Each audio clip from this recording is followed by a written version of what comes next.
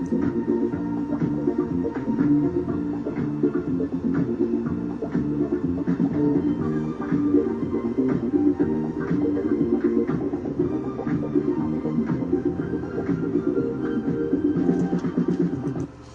everyone, it's Jeff Cutter Diamond with your round of 32 recap in the NCAA 2017 Legends Tournament.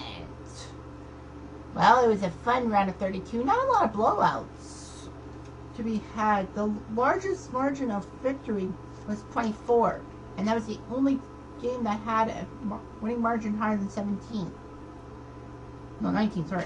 So anyway, as I said before, in my first video, I think I gave you the matchups and where they were going to be and all that. So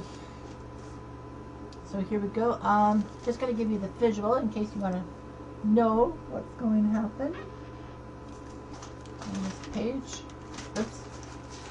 That page. Excusez-moi. Just so that you can see it. Alright. So, to briefly summarize, if you can't read that stuff. Alright. So, I went through past 4 days, all the matchups and all that. I'm going to go by order of each group, as I usually do. The round of 16 will be ready to be taped on Monday, December the 19th. So, hopefully everything goes according to plan. So first of all, Brigham Young took on Alabama. Of course, Bama the 1 seed, BYU the 8 seed, and who narrowly lost to Navy because Navy fumbled on their own 1 yard on the 1 yard line. So anyway, the game was actually originally supposed to be at the Armed Forces Bowl in Fort Worth, but thanks to me actually acquiring a few pennants, I had changed my mind and put it at Hawaii, because Hawaii will not host the round of 16 game this time. It will now be Capital One, and I'll tell you who will be at the Capital One Bowl in Orlando. But anyway, in Hawaii, BYU took on Bama, and we all thought Bama was going to crush BYU and have a nice trip. But, sad as it was, for some reason Bama could not get anything going with Ken Stabler, and unfortunately Bama got shocked 24-7 by BYU. I know, it was a stunning upset. It was mostly the passing game of Steve Young. So BYU moves on to the Group 1 semifinals, and their opponent will be the number 13 seed Miami Hurricanes. Number 13 Miami took on number 12 Toledo. Of course, Miami didn't qualify fast enough, so they got a 13 seed. Toledo shocked Penn State in Penn State. Miami took on Toledo in Shreveport at the Independence Bowl. Toledo had no chance for Miami's stingy defense. Miami wins by a score of 15-0. So guess what that means? It means Miami will take on Brigham Young University at the Alamo Bowl in San Antonio, Texas. By the way, Brigham Young is the home team because they're the closest to the Alamo Bowl. Miami is actually a big 10-point favorite to beat Brigham Young and move on to the Sugar Bowl in New Orleans, which would be the group championship. In the lower half of the group, number 10 FSU took a number 2 Baylor in New Mexico at the New Mexico Bowl, and it was a tight one. Florida State was down 14-9 to Baylor in the final few minutes, and then Baylor did a terrible mistake.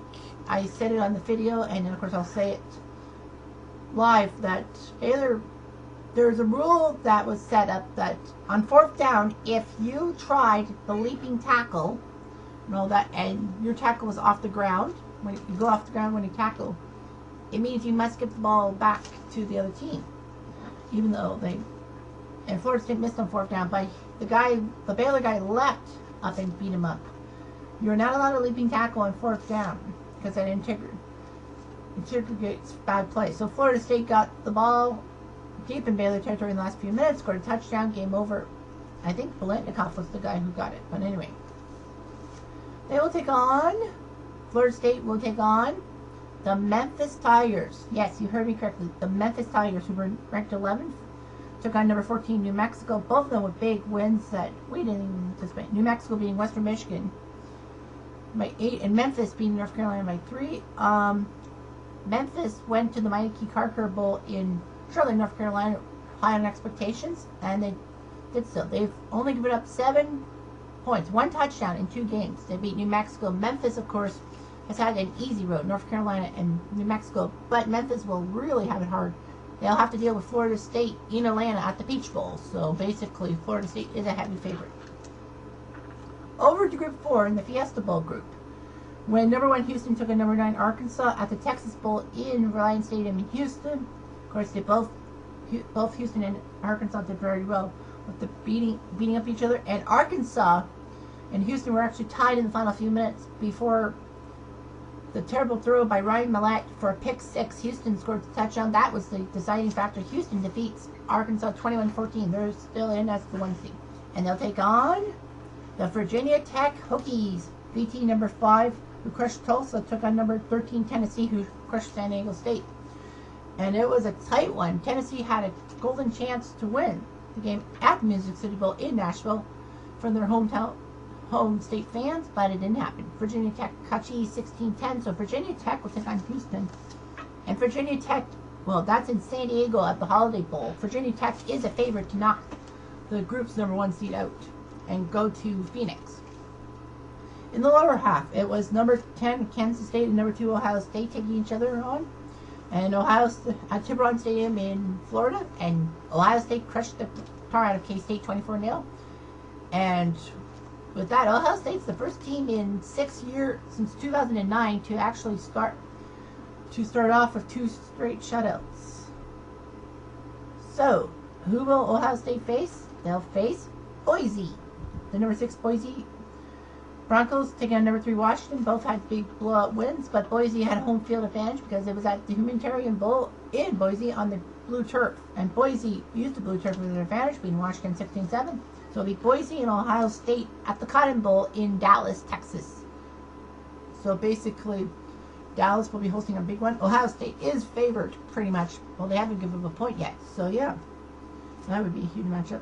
I would love to see the Sugar Bowl, Miami versus Florida State, nice rivalry. And I would like to see, well, Ohio State, it's their group to lose. Over in the Rose Bowl group, number 1 Michigan took on number 9 West Virginia. Michigan beating Alaska, West Virginia going to Pitt and beating them. At the Motor City Bowl in Detroit at Ford Field, Michigan easily beating West Virginia 21-12, no major problems. Their opponent in the next round will be their arch rivals from the Pac-10, USC. The number 12 USC team, fresh off a close win against Auburn, took on number 13 Texas Christian, who demolished Louisville, the defending champions, in the first round. USC at the Poinsettia Bowl in San Diego beat Texas Christian 21-7. Actually, there was going to be a change of that, but because the pennant was acquired at the wrong time, I couldn't move USC TSU. I was going to move them to the Armed Forces Bowl and make Texas Christian the home team, because then we got the Hawaii Bowl coming to Bama. But anyway, USC will take on Michigan. It's actually a pick'em. That game's in Tampa Bay at the Outback Bowl, so that's a huge one. And in the bottom half, you got number 10 Wisconsin against number 2 Utah, both off 35-point wins. And Wisconsin got the benefit of doubt at the Champs Bowl in Orlando. They actually were aided by a penalty, even though the pass from Russell Wilson to Mike Carlton in the end zone at the buzzer won the game for Wisconsin. There was a flag, but it was for roughing the passer. That hurt Utah. Wisconsin moves on to the next round, and their opponent will be their Big Ten brethren, Minnesota. Yes, I said it right. The Minnesota Golden Gophers are in the final 16.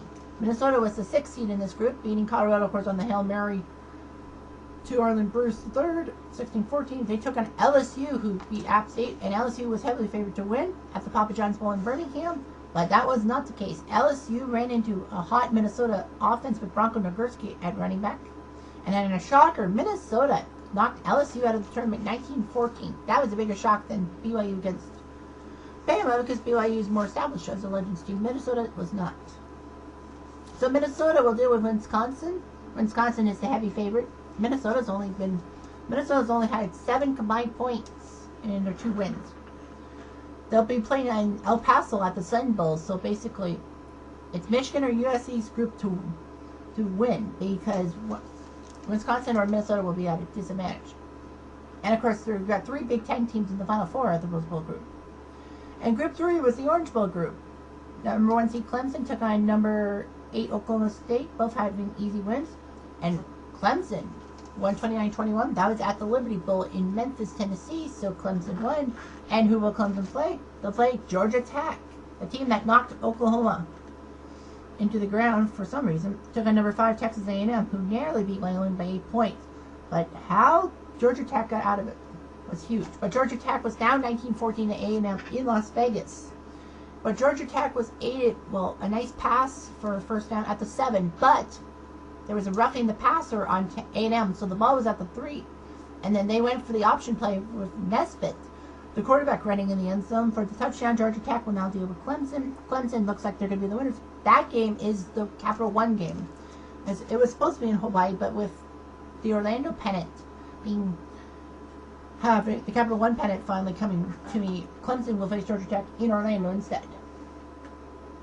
And of course, Clemson's the heavy favorite. And in the bottom half of the Orange Bowl bracket, we had number 10 Iowa against number 15 Central Michigan. Central Michigan winning narrowly over South Florida, and Iowa beating my Canada State team. I was hoping for Central Michigan to pull one out of the hat in Toronto at the International Bowl. Didn't happen. Iowa 26, Central Michigan 7, easy as that. And the winner, and Iowa will take on Nebraska. Yes, I say Nebraska. Number 3 Nebraska, number 6 Florida. Actually ended up it was strange. It's the first time ever that a previous round two teams that won in overtime bump into each other in the next round. So they bumped into each other, and it was not an overtime fest. The bad news is there was no touchdowns. For some reason, Nebraska and Florida's defense prevented touchdowns. Nebraska won the battle of field goals 12-3, and I'm not joking. Nebraska kicked 4 field goals, Florida 3. Of course, it was Nebraska needed a late 48-yard field goal from Sandro DeAngelis in the first round to to tie Air Force and force overtime. But anyway, Nebraska will deal with Iowa. Nebraska, even though they've only scored 25 points in their 2 wins and 13 points against, will be actually the favorite at the Gator Bowl, even though Iowa has scored 56 points in their 2 wins over us in Central Michigan, but it only gave up 1 touchdown. Nebraska looks good. It could be a good Clemson-Nebraska matchup to end all doubters in Miami. So that's it. Reminder, I don't have the order of the round of 16s. There might be a few changes. Who knows? I'll set that up later. So to summarize, Brigham Young takes on Miami at the Alamo Bowl. BYU will be the home team. Memphis will face Florida State at the Peach Bowl. Florida State is the home team. Houston will face Virginia Tech in San Diego at the Holiday Bowl. Houston's the home team. Boise will take on Ohio State at the Cotton Bowl in Dallas. Boise is designated as the home team. Michigan will take on USC at the Outback Bowl in Tampa Bay. Michigan is the home team. Wisconsin takes on Minnesota at the Sun Bowl in El Paso. Wisconsin's been given the home team designation. Clemson takes on Georgia Tech at the Cap One Bowl in Orlando. Georgia Tech is the home team. And finally at the Gator Bowl, Iowa will face Nebraska in Jacksonville. Nebraska is given the home team designation. So Sandy the Procrastinator has predicted a Miami-Florida State matchup at the Sugar Bowl. He's predicted Virginia Tech, Ohio State will meet at the Fiesta Bowl. He's predicted Michigan and Minnesota. He's calling an upset. Minnesota will face Michigan in the Rose Bowl and the Orange Bowl. He says Georgia Tech against Nebraska. Georgia Tech will pull an upset over Clemson. They'll deal with Nebraska in the final. So that's it for now. That's it. There'll be more updates in the present weeks ahead. Good night.